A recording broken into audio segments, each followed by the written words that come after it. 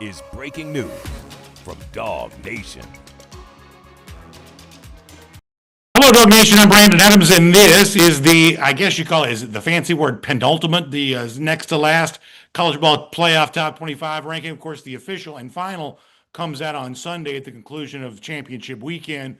But tonight gives us a little bit of a window into what the stakes are for this upcoming weekend.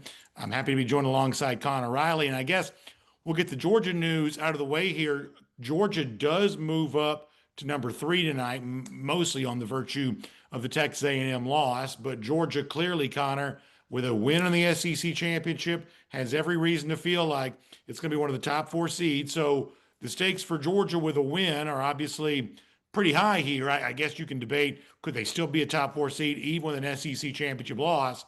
But certainly the path out in front of Georgia pretty well defined after this rankings reveal a moment ago, the Dogs moving up to number 3. Yeah, I think this week's rankings raise the stakes for what we're going to see from Georgia and in this SEC championship game this week, which they didn't need to be raised any further. This is obviously a very important game for the Georgia program, especially given how much Kirby Smart has spent time hyping this up. But it's pretty simple if you're Georgia. If you win and you beat Alabama this week, you're probably going to be the number 2 seed there. If you lose, which, we'll see what ends up happening there, Texas Tech could win the Big 12 and vault up to that number 3 spot. But are they really going to drop Georgia below an Oregon? Probably not, in my opinion. Now, maybe Alabama vaults up to get that last bye spot by virtue of winning the SEC championship. But I think worst case scenario here, you're pretty clearly looking at a home game against either a Tulane team that could have a new coach with John Summerall leaving to take the Florida job, a North Texas coach team where Eric Morris is taking the Oklahoma State job, James Madison potentially there as well. So I think the college football playoff stakes for Georgia this week going into the SEC championship game are super clear. And there is also a world, and you heard Greg McElroy sort of talk about this, what happens if Georgia just goes in there and wins by 3 touchdowns against Alabama and wins comfortably? Something we saw them do against Texas. Let's say that game plays out again. Is Alabama going to be in this college football playoff? I don't know, because the stakes between Miami and Notre Dame are quite high, and you've got BYU ready to play spoiler. So a lot on the line this weekend when Georgia and Alabama meet in Atlanta. So let's move to the Alabama part of this, because I thought that was one of the most interesting things we just learned. Alabama moving ahead of Notre Dame in this week's rankings. Alabama up to number 9 here. Notre Dame is in at 10. To me, Alabama moving off of that line where you're essentially at the end of the at-large consideration. This to me feels like a signal that Alabama, unless it's 42-14 or something like that, seeing Alabama come in tonight at number 9 would lead me to believe that Alabama is going to make the college football playoff, even if it loses to Georgia. I do think there are some teams that are eliminated tonight. We can talk about who those are in a moment. Yep. I don't believe that Alabama should feel very bad about its position at all. Listen, they may very well win the SEC championship. Obviously, they have a very good chance of doing that. But if the favored team wins, if the higher ranked team wins, I think by moving Alabama ahead of Notre Dame, flip-flopping them there, that's a signal that Alabama can afford a loss and still be in the playoff. Whereas if they're ranked 10th and they lose, given the fact that everybody that loses essentially drops down a spot or two, that would be dropping Alabama below the cut line. So putting Alabama at number 9 would lead you to believe even with a loss, it's making the college football playoff. Yeah, I think Alabama is very clearly one of the big winners tonight because you have a path up to potentially getting a bye, and you don't have to worry as much about what a loss would potentially do here. I'm curious as to why now they elected to move Alabama ahead of Notre Dame after a game where they weren't all that impressive against Auburn on the road, but they're at number 9. I think you feel good about what you are there in Alabama, and as long as you don't get blown out, which I think if we're predicting the 4 possible outcomes this weekend, Alabama blowout, Alabama close win, Georgia close win, Georgia blowout. Georgia blowout is probably the least likely of those 4, even though I know I'm saying that on a Georgia show here. I think that if you're Alabama, you feel very comfortable about this. Conversely, I think if you're Notre Dame, I am deeply worried about making the college football playoff now because regardless of how that BYU game goes, BYU wins, I think they're going to jump up and get into the college football playoff field, and they would obviously get in as one of the 5 highest ranked conference champions. If they lose, and it looks like it did against Texas Tech, I could see them dropping, and that opens the door for Miami to move up. And I'd be gobsmacked if they leave it as such to where they have Notre Dame at number 10 and Miami at number 11, separated by nobody in between them, and they elect to ignore the head-to-head rankings there. I'd be pretty stunned by that happening there. So if I'm Notre Dame, I quite frankly don't feel all that confident that I'm going to make the college football playoff, regardless of what happens with BYU in that 11th spot right now. Okay, so that's really interesting. Let me ask you one more question about Georgia, and I'll come to that because I think that's a really interesting point. To me, it looks like, given the head-to-head win that Georgia would be holding on to, that 6 is about the basement for Georgia. I can't imagine a scenario where Georgia's dropping below Ole Miss, a team that it beat. Yeah, Georgia would have the 2 losses, but 11-1 regular season, same record as Ole Miss, head-to-head win.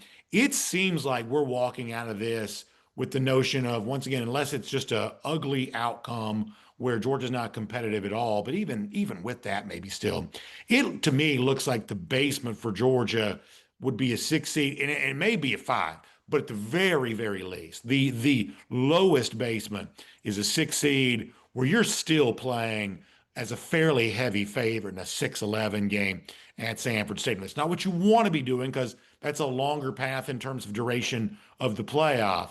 But that's a pretty nice cushion for Georgia to be walking into championship weekend, if I'm correct. And I do believe I probably am. Yes, I would agree with that. And I'll actually disagree with you a little bit.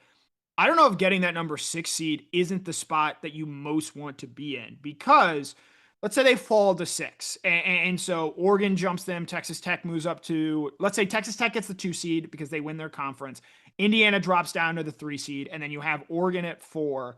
I think that number 6 spot that Georgia would potentially find themselves in, you're looking at a first round game either against Virginia if they win the ACC this week, or the winner of Tulane, North Texas, where, to your point, I think Georgia is going to be a multi-touchdown favorite in both of those games.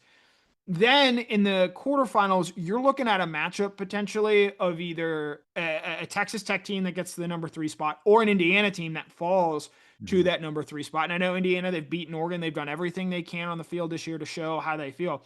I still think if you're a Georgia fan, you feel good about playing in Indiana in that sense.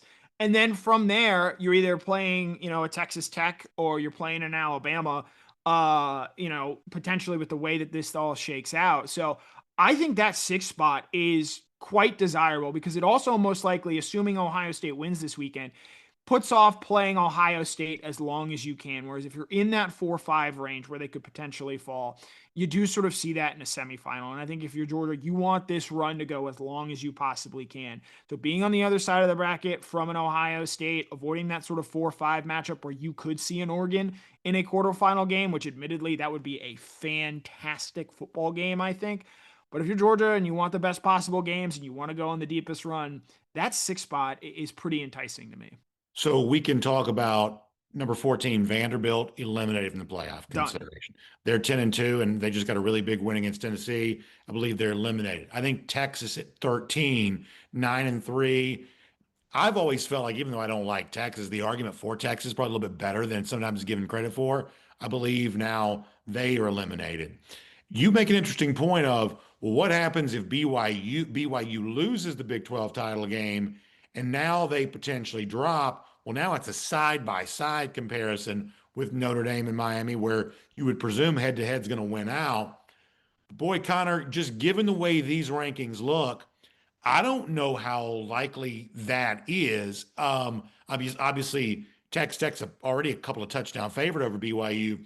Let's say they win by 14 points. I don't know I don't know that that's gonna drop BYU. I think I might slightly go against you where you say, boy, if I'm Notre Dame, I don't feel great today. I feel a lot better being Notre Dame than I feel Miami, because it is just, once again, a reinforcement.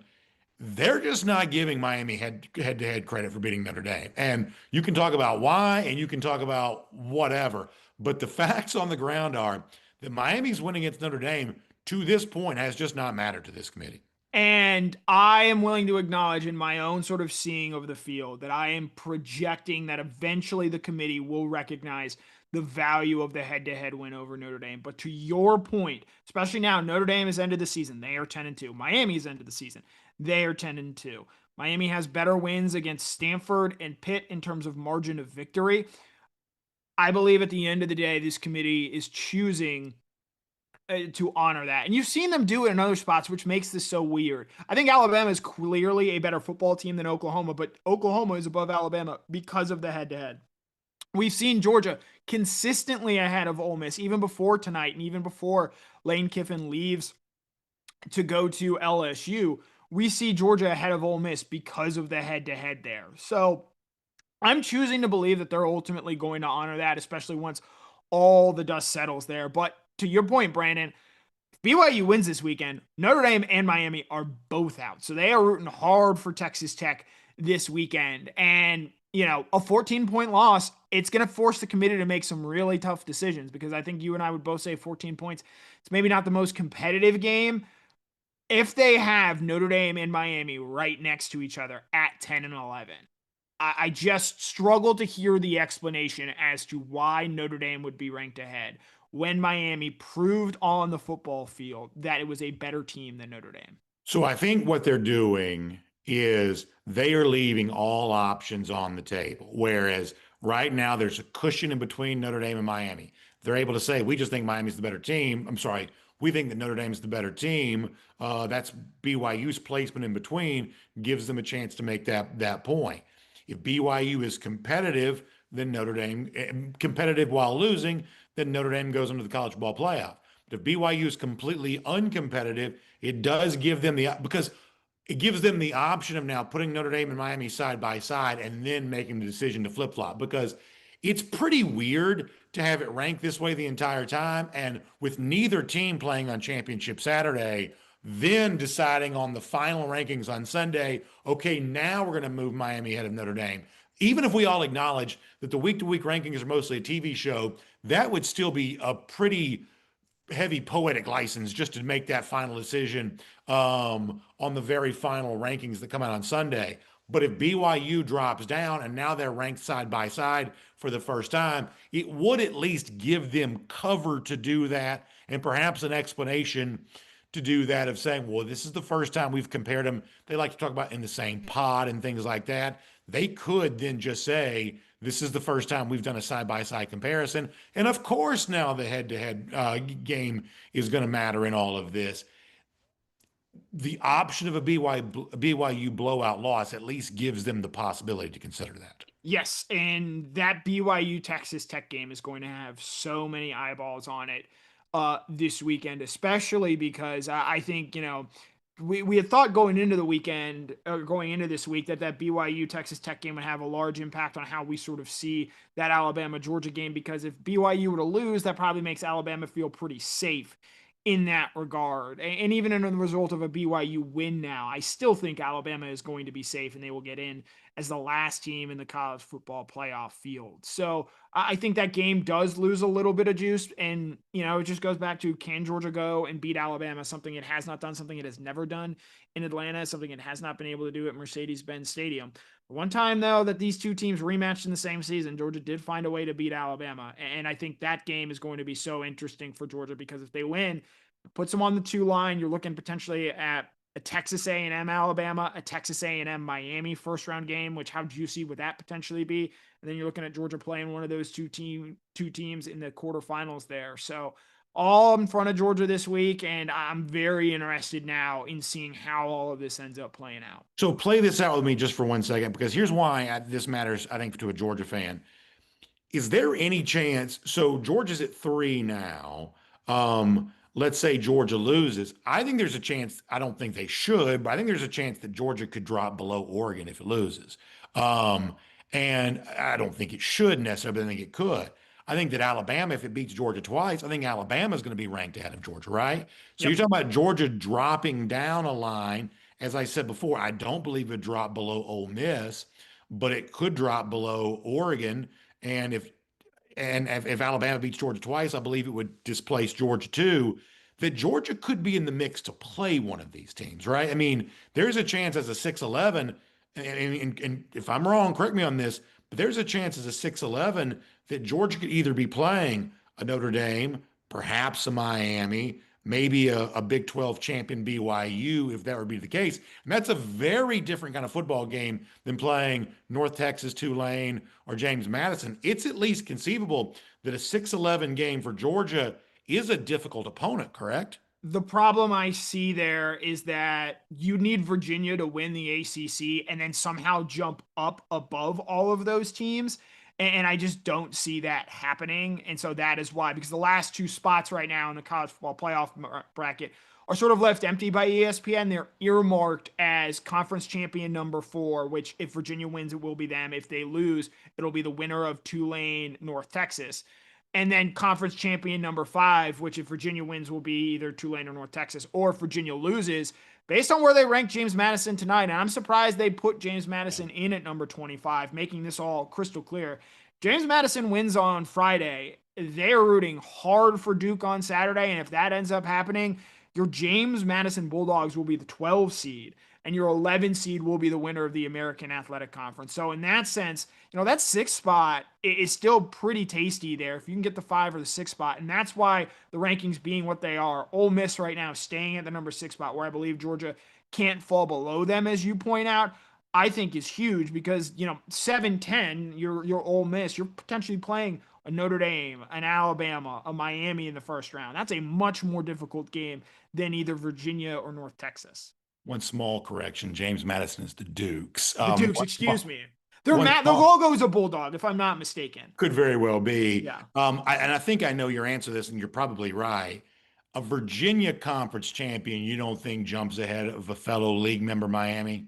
Not when the team they beat was Duke. If it was a more impressive team that they potentially played in the college or in the ACC championship game, I'd be maybe willing to move that up.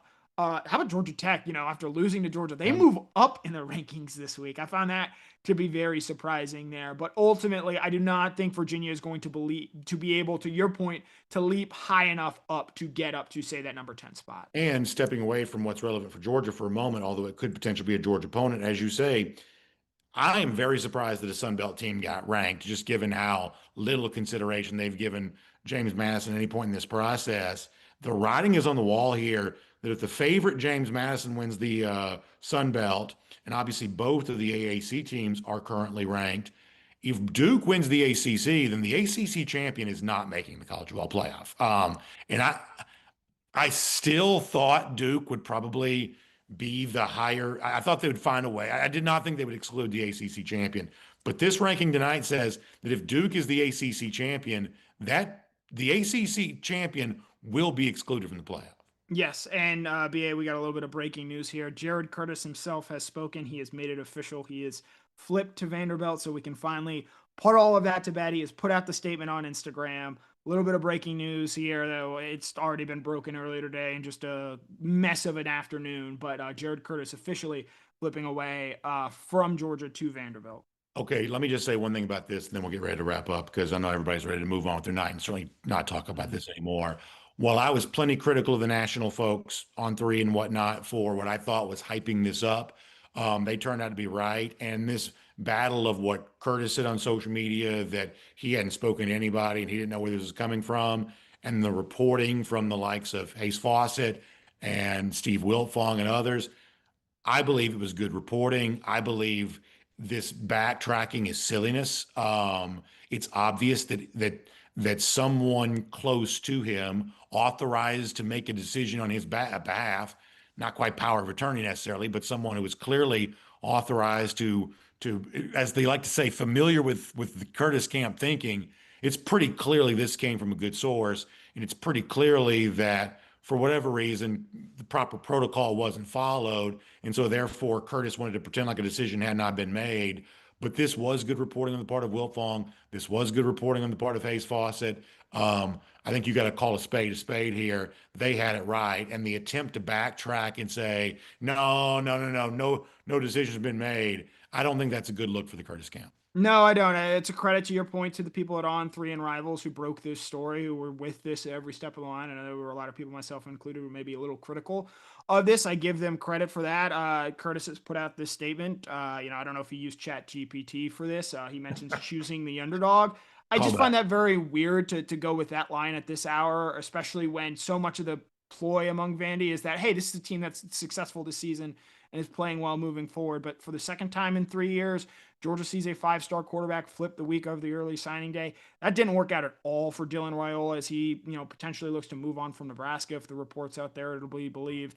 And, we'll see what happens with Jared Curtis. We know Vanderbilt comes to Athens next season. That's going to be a team that loses a lot this year. We saw, I think, their playoff chances come to an end on Tuesday night here. And I got a feeling Georgia's going to have that game circled and earmarked the way this whole thing has played Do out. you believe he'll be the starting quarterback next fall when these two teams meet? Boy, if he's not, somebody lied to him along the way because they have made it very clear, including I think Steve Wilkfong reporting on a podcast today, that they have guaranteed him the chance to be the starting quarterback next year. If he's not the starter when they roll into Athens, something has happened along the way. Very interesting stuff. And of course, the good news with Curtis comes on a night when we said that Vanderbilt, despite being 10-2, seems to be completely eliminated from the college football playoff here. So let's just do a quick recap and then we'll get ready to sign off for tonight. Georgia moves up to number 3. Obviously, with a win, it's very much in a strong position. Not the number 1 seed, but likely a 2 or a 3 seed. And we think that's a pretty good path to the playoff because assuming Ohio State, which is favored, wins the Big Ten title, you'd like to avoid them until the national championship if you possibly could. You and I both are of the mindset that it seems like where Ole Miss is at 6, given the fact that Georgia beat Ole Miss, that's probably about the floor for Georgia. Hard to imagine them falling below that. And it sounds like, and I think you're probably right on this, you still think, even at 6-11, first of all, you're also on that 2 side of the bracket, not the 1 side of the bracket. Playing a pretty good opponent. I'm talking about a pretty favorable opponent in a 6-11 game. And then once again, having a chance to stay away from Ohio State, assuming it's the 1 seed. You still think 6-11 would be a pretty good spot for Georgia if that's where it lands. I do. I think if you're on that 2-3 line, you're looking at Texas Tech and Indiana as your 2 or 3 seeds. Alabama and Oregon are your 4 or 5 seeds there. You get either the American Conference Championship champion or the ACC, conference champion. I think you feel great about that as a first round game. I think you like your chances there in the quarterfinals. I think that 6th line, even in the event that Georgia loses this weekend, I don't think they'd hate it one bit dropping down there and finding themselves in that spot, provided, of course, that Ohio State does beat Indiana this weekend, which, some people out there think that Indiana's got a real shot this weekend. Let's put ourselves in the position of both Georgia and Alabama for a moment. And I hate to think of myself in Alabama, but if I was, what if I beat Georgia twice? Am I happy about the fact that I might have to beat them a third time to be the national champion? That would certainly be pretty frustrating. And on the same token, if Georgia beats Alabama this Saturday, all it gets is the potential of having to play them again a few weeks later. I mean, how many times do Georgia and Alabama ultimately need to play? And I think this is why they moved Alabama up tonight to sort of avoid this. I think there's a world where, let's say Georgia wins, they're going to be the 2 seed. That's 7-10. If Alabama stays at the number 10 spot as the last team in, I don't think there's much of an appetite to see, to your point, Georgia, Alabama for a third time if the committee can manipulate. Like if these 2 teams are playing for a national title, there's nothing that could have been done there. But I think for a third game, especially in the succession in which it would have happened, I don't think there's a lot of appetite for that, which is why I think tonight they moved Alabama ahead of Notre Dame, knowing that they're very comparable in terms of resume. Notre Dame has looked better on the field, albeit against worse competition. So I think moving forward, this is going to be really interesting to sort of see how it all ultimately plays out. All right, so rapid fire. Texas Tech still in with a loss. Yes, Texas Tech still gets in with a loss. Indiana still a top 4 seed with a loss. Yes. If you had to make a playoff bet, either a yes, we'll make it, no, will not make it, for something in that top 12, 13 range, is there anything that's interesting to you from a playoff bet standpoint you'd be willing to make right now?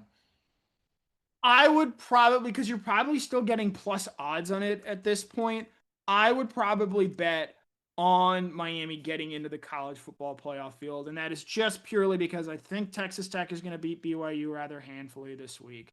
And I think from there, you get into the world of Notre Dame at 10, Miami at 11. How do you separate those two teams? I think Miami would be the one that I'd be interested in placing a long shot bet on. Very, very interesting stuff. Connor, I look forward to reading a lot more from you at DawgNation.com. Sorry about the more Spartan setup for me tonight. I just came running through the door. We'd been at a school function, running through the door, get set up, and talk some college football playoff. But it is certainly a lot of fun. And obviously, National Signing Day tomorrow, where Georgia expects to add maybe a couple more prospects to the 2026 class and hold on to a few more as well.